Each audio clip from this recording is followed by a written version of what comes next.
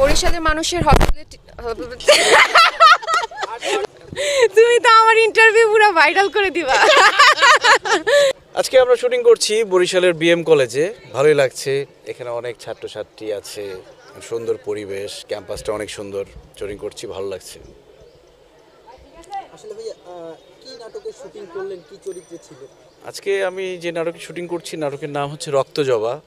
আমি এখানে ছাত্রনেতা, যে কোনো একটা ছাত্রনেতা, ওই ক্যারেক্টারে অভিনয় করছি। আরেকটা বিষয় একটু জানতে চাচ্ছি যে ভাইয়া আসলে তো অনেক সবারই তো একটা প্রিপারেশন থাকে যে জীবনে সে একটা লক্ষ্যে পৌঁছবে। আপনার কি আসলে এইটাই কি চিন্তা ভাবনা ছিল কিনা যে অভিনেতা হবে? না, এটা একটা অনেক বড় কোয়েশ্চেন করেছেন। ছোট থেকে শুরু করতে হবে। আসলে কম সময়ের মধ্যে এত বড় কোয়েশ্চেনের আনসারটা দিতে পারবো না। আপনি ছোট ছোট কোয়েশ্চেন করেন, এখানে এসে কেমন লাগছে, কিছু খেলাম কিনা, বা কেউ কিছু খাওয়ালো কিনা, বরিশাল সম্পর্কে জিজ্ঞেস করেন। ওইটা অনেক বড় পরিসরের প্রশ্ন, যেটা বড় কোনো ইন্টারভিউতে হয়তো বলবো ইনশাল্লাহ।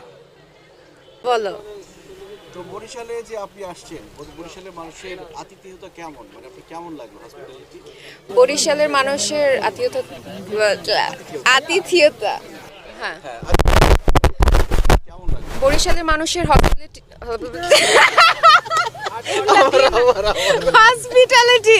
বরিশালের হসপিটালটা কেমন লাগলো? আচ্ছা যাচ্ছি। আরে তুই জানিস কেন?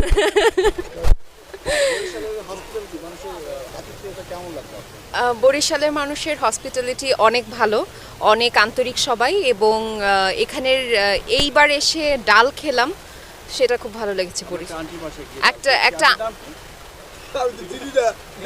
একটা আন্টির বাসায় আমরা শুটিং করতে গিয়েছিলাম, সেখানে ডাল খেয়েছি। সে হচ্ছে মহিলা মেম্বার, সো তার বাসায় শায়েস্তাবাদ ডাল। ও শায়েস্তাবাদ জায়গার ডাল, ওটা খুব ভালো লেগেছে। ওকে, থ্যাংক ইউ, সবাই ভালো থাকবেন। সব মিলিয়ে বরিশাল নিয়ে কি বলবেন? সব মিলিয়ে বলবো বরিশাল অনেক সুন্দর জায়গা, এবং শীতের সময় এসে আরও ভালো লাগছে। একটু পরপরই লেক দেখছি, পুকুর দেখছি, নদীর আশেপাশে থাকতে ভালো লাগছে, নদীর পাড়েও সিন করে খুব ভালো লেগেছে। বরিশালের মানুষ অনেক ফ্রেন্ডলি এবং খুব সুন্দর ন্যাচারাল এনভায়রনমেন্ট, সো সব কিছু মিলে ভালো লাগছে। আসলেন, শুটিং করলেন, কেমন লাগলো বরিশাল দেখে? বরিশাল, আচ্ছা আপু, আপনি কি বরিশালে এই প্রথমবার এসেছেন? না, এর আগেও বরিশালে আসা হয়েছে শুটিংয়ের কারণে। এসেছেন নাকি বেড়াতে এসেছিলেন? এর আগেও শুটিংয়ের কারণে এসেছি। বরিশালে কি আপনার কোনো আত্মীয় স্বজন আছে?